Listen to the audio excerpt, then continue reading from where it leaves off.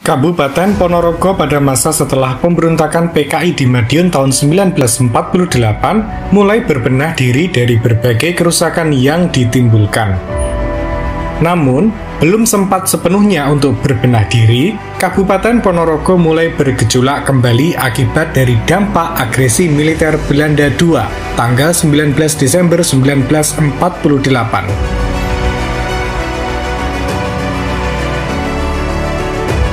Bupati Ponorogo saat itu dijabat oleh Raden Prayitno. Menurut Sumarto, Bupati Prayitno ikut memimpin perang gerilya melawan Belanda di zaman agresi. Akibatnya, banyak bangunan, jembatan, gedung yang rusak dibakar oleh tentara pejuang atau bumi hangus. Tujuan pembumi hangusan ini agar tempat-tempat tersebut tidak ditempati untuk markas penjajah.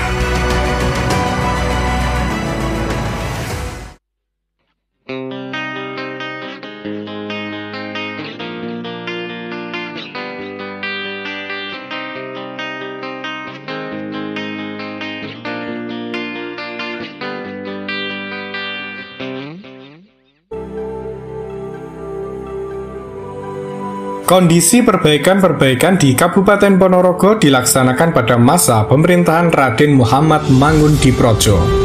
Dia adalah Cicit Setio Diwiryo atau Kiai Ngali Muntoha yang tak lain adalah keturunan Sultan Demak dan Prabu Brawijaya.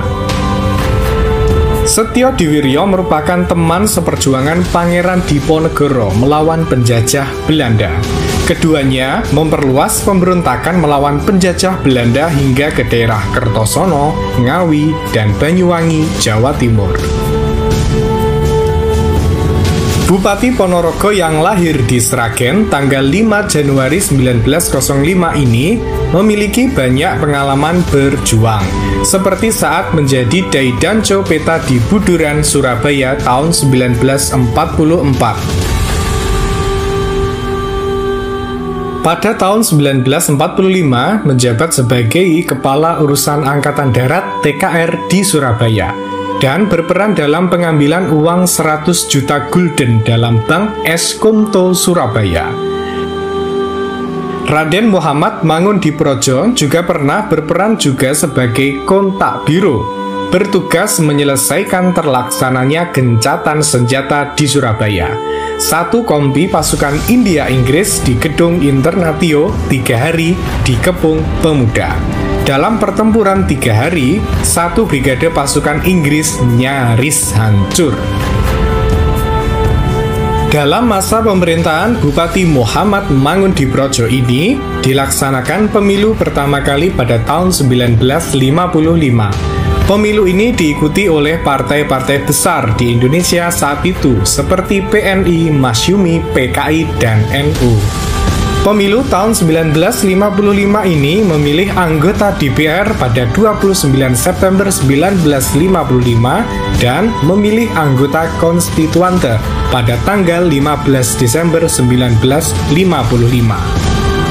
Pada tanggal 19 Desember 1945, Bupati Raden Muhammad Mangundiprojo ditetapkan sebagai Kepala atau Panglima Komandemen Militer 3 Jawa Timur dengan pangkat Jenderal Mayor dengan gaji saat itu mencapai 500 F.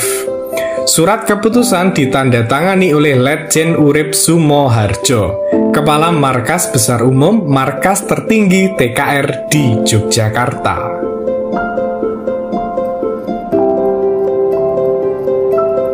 Penghargaan-penghargaan juga sering didapatkan Bupati Ponorogo ini, seperti pada bulan November 1987 dalam suatu upacara resmi di Istana Negara, Presiden Soeharto telah menganugerahkan bintang tanda jasa kepada sejumlah tokoh. Salah seorang diantaranya adalah Haji Raden Muhammad Mangundiprojo, memperoleh tanda kehormatan Bintang Mahaputra Pratama.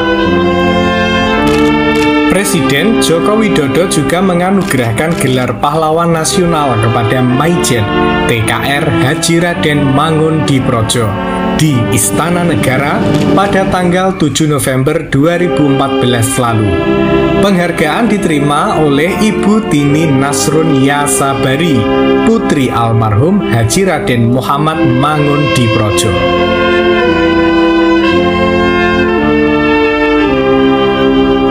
Prestasinya ini kemudian mengantar Mayor Jenderal Purnawan Haji Raden Muhammad Mangundiprojo menjadi residen atau gubernur pertama Lampung dengan misi utama mengendalikan keamanan di daerah ini. Peran residen di Lampung tidak mudah. Muhammad Mangundiprojo harus mengendalikan dan meredakan dampak psikologis para demobilisasi TNI yang disalurkan sebagai transmigran dengan membuka kehidupan baru sebagai petani. Menjelang akhir hayatnya, ayah dari Letjen Himawan Sutanto dan ayah mertua dari Jenderal Susilo Sudarman itu sempat menjadi ketua MPR tertua pada tahun 1988. Muhammad Mangundiprojo meninggal di Bandar Lampung pada tanggal 13 Desember 1988. Muhammad Mangundiprojo dimakamkan di Taman Makam Pahlawan Tanjung Karang, Bandar Lampung. Tentu saja sebagai warga Kabupaten Ponorogo, kita patut berbangga mempunyai bupati seperti Raden Muhammad Mangundiprojo yang juga mendapatkan penghargaan sebagai pahlawan nasional. Semoga bupati-bupati Ponorogo ke depannya atau masyarakat Ponorogo mampu meniru jejak-jejak kepahlawanan dari Bupati Raden Muhammad Mangundiprojo. Salam sejarah.